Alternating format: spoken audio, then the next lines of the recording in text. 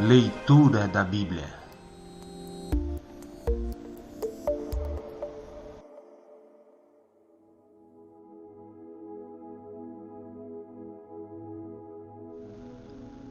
Olá, faremos agora a leitura de Jó, capítulo de número 24. Porque o Todo-Poderoso não marca um dia para julgar, um dia para fazer justiça aos que são dele? Há homens que mudam os marcos de divisa para aumentar as suas terras. Eles roubam ovelhas e as põem no meio das suas. Levam jumentos que pertencem a órfãos e ficam com o boi de uma viúva, como garantia de pagamento de empréstimo. Eles não respeitam os direitos dos pobres e forçam os necessitados a correr e se esconder. Como se fossem jumentos selvagens, os pobres andam pelo deserto, procurando alimento para os seus filhos. Os pobres precisam trabalhar nas colheitas dos maus e apanham uvas para eles. Não têm cobertas para se cobrir de noite, não tem nada que os proteja do frio. Nas montanhas são encharcados pelas chuvas e procuram abrigo nas rochas. Os perversos pegam órfãozinhos e fazem deles escravos, e recebem os filhos dos necessitados como pagamento de dívidas. Os pobres andam por aí quase nus e passam fome enquanto trabalham na colheita do trigo. Eles movem as pedras dos moinhos dos maus para fazer azeite e pisam as suas uvas para fazer vinho, mas morrem de sede durante esse trabalho. Os feridos e os que estão morrendo gritam nas cidades, mas Deus não escuta os seus gritos pedindo socorro. Os perversos odeiam a luz em todos os seus caminhos, em tudo o que fazem, não querem saber dela. O assassino se levanta de madrugada para matar o pobre, e de noite vira ladrão. O adúltero espera o cair da noite e cobre o rosto para que ninguém o veja. Os ladrões invadem de noite as casas. Eles não saem de dia, pois não querem nada com a luz. Eles têm medo da luz do dia, mas a escuridão não os deixa apavorados. Terceira fala de Zofar: Deus destrói os maus. O homem mau é arrastado pela enchente. As suas terras são amaldiçoadas por Deus, e ele não volta a trabalhar na sua plantação de uvas. Como a neve se derrete no tempo seco e no calor, assim também o pecador desaparece da terra dos vivos. A própria mãe não lembra dele. Os vermes o devoram com gosto, e ele é esquecido por todos. O pecador é destruído como uma árvore que cai. Isto acontece porque ele nunca ajudou as viúvas, nem teve pena das mulheres que não podem ter filhos. Deus, com o seu poder, destrói os maus. Ele age e acaba com a vida dos perversos. Deus deixa que vivam seguros, mas fica sempre de olho neles. Durante algum tempo, os perversos prosperam, mas num instante secam como capim. São cortados como as espigas de trigo. Quem pode dizer que essas coisas não são assim? Será que alguém pode provar que não estou dizendo a verdade?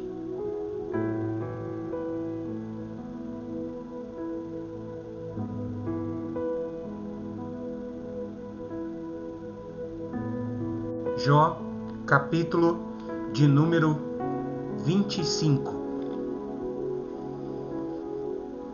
Terceira fala de Bildade: pode alguém ser correto diante de Deus? Então Bildade, da região de Sua, em resposta disse: Deus é poderoso e deve ser temido. Ele faz com que haja paz no céu. Será que alguém já contou os seus anjos? Haverá alguém sobre quem a sua luz não brilhe? Pode alguém ser correto diante de Deus? Pode um simples mortal deixar de ser culpado? Para Deus, até a lua não tem brilho e as estrelas têm defeitos. Quer dizer então do ser humano esse isento? Que valor tem esse verme para Deus?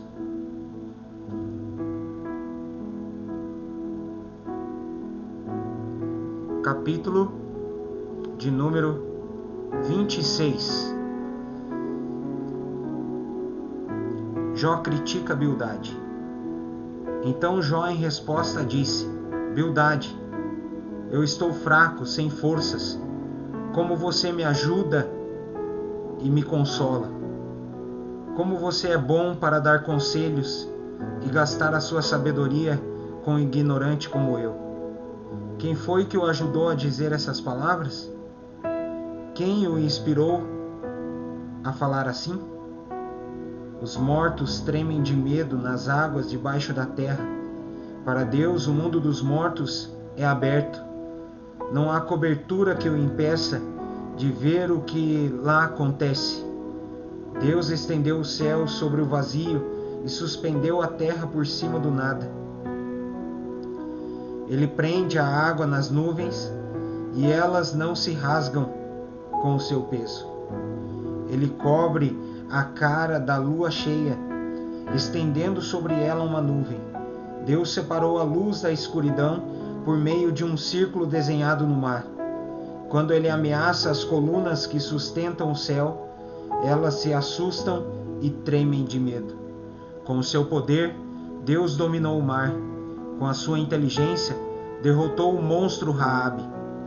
Com o seu sopro, Deus limpou o céu e com a sua mão matou a serpente fugitiva. Mas essas coisas são apenas uma amostra, um eco bem fraco do que é Deus. Um eco bem fraco do que Deus é capaz de fazer. Quem pode compreender a verdadeira grandeza do seu poder?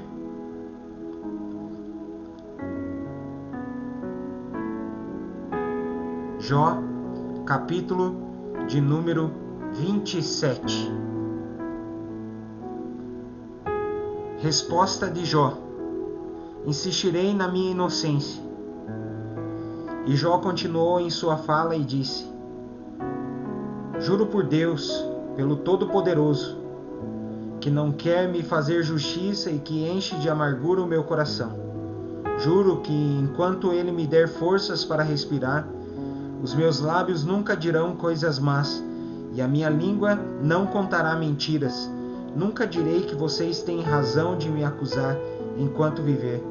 Insistirei na minha inocência. Fico firme e não desisto de dizer o que estou certo, pois a minha consciência nunca me acusou. Que todos os que são contra mim, os que são meus inimigos, sejam castigados como maus, como os perversos. Que esperança terão os ateus quando Deus lhes tirar a vida? Quando estiverem em dificuldades, Ele não ouvirá os seus gritos, pois Deus não é a alegria deles, e eles nunca fizeram orações ao Todo-Poderoso. Vou ensinar a vocês como é grande o poder de Deus. Vou explicar os planos do Todo-Poderoso.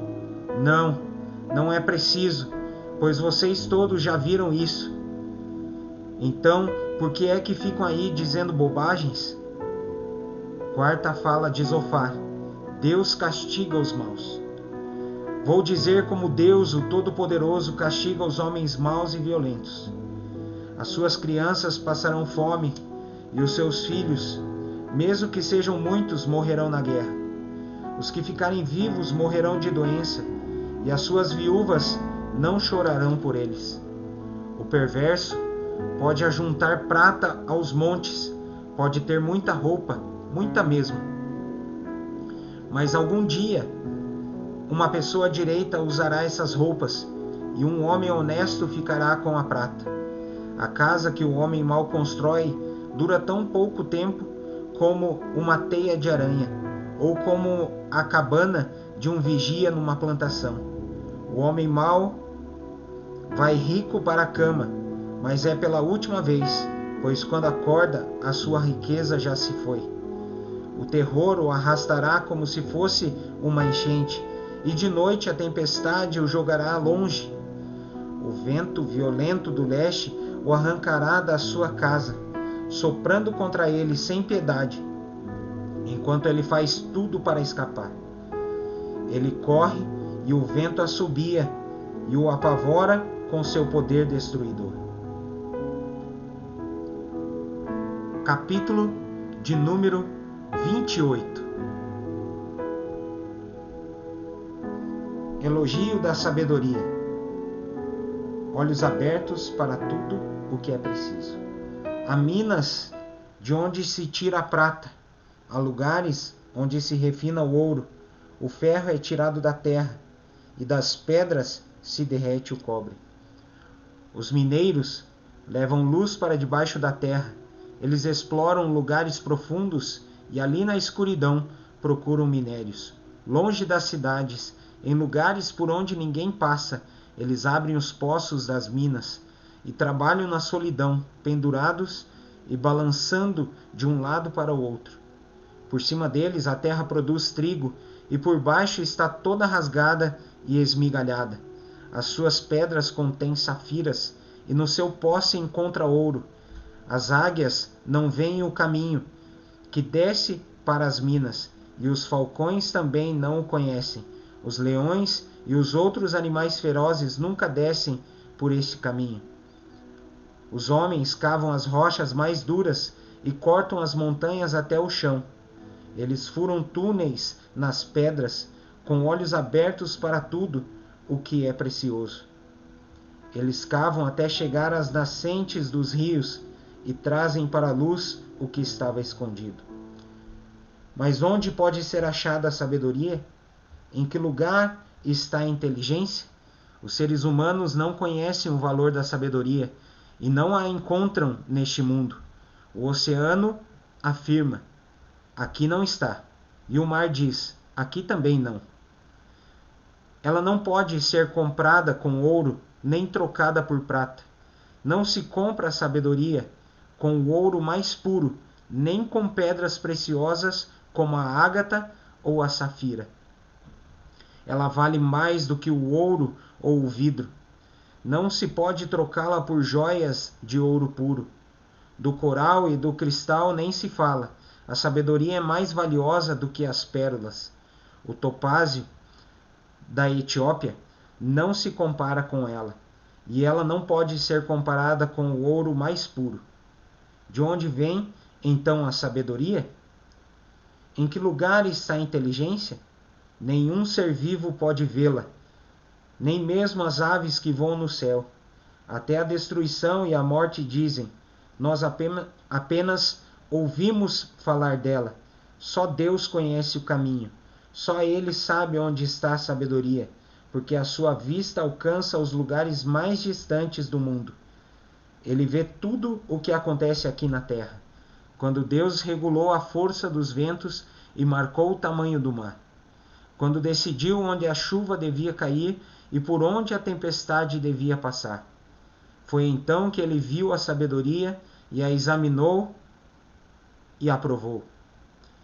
E ele disse aos seres humanos: para ser sábio é preciso temer o Senhor. Para ter compreensão é necessário afastar-se do mal.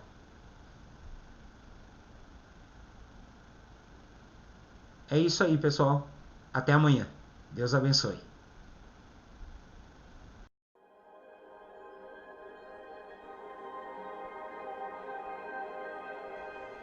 Leitura da Bíblia.